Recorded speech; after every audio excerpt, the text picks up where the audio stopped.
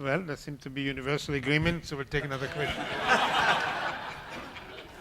Well, I felt I couldn't leave without commenting on your basic premise, which everyone seems to agree with, that we must have a civil dialogue and that somehow that takes priority.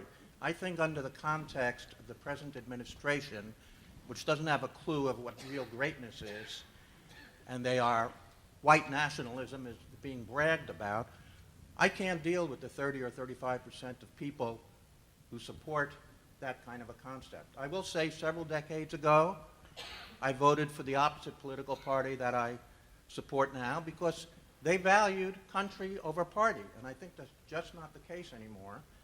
And in the last election a few days ago, we could have gone out and tried to do the persuasion vote, but no.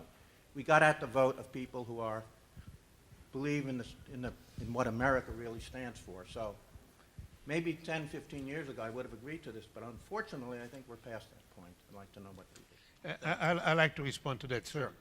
And maybe if we can continue the dialogue for a minute. Sure. 35% of Americans, if you can argue it's 30 or 40, it's a lot of good people, a lot of human beings.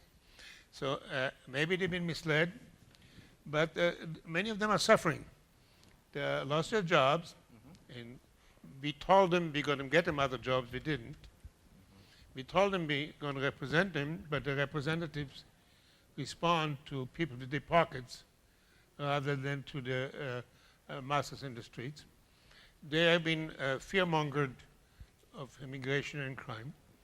They don't have the college education, many of them, to see through the lies Fox tells them. So the question is, should we write them off and say,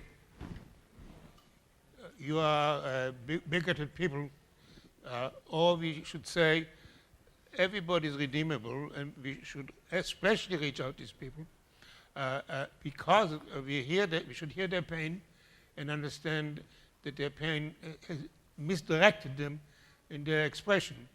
Now, aside from the moral issue of not writing off a third of our population or more, there's a political question. They're voting. So even if you didn't expect my moral argument, writing them off turns out not to be very good politics. I don't say write them off, but I'm still waiting for one Trump supporter to admit that they made a mistake. And why are they voting against their own interests? This is what kind of drives me crazy. These people are voting against their own interests. They're voting for people who are trying to get rid of health care, preconditions. They're going to be hurt by all of this. And I guess I just can't communicate. Maybe you can help me, but I can't deal with it.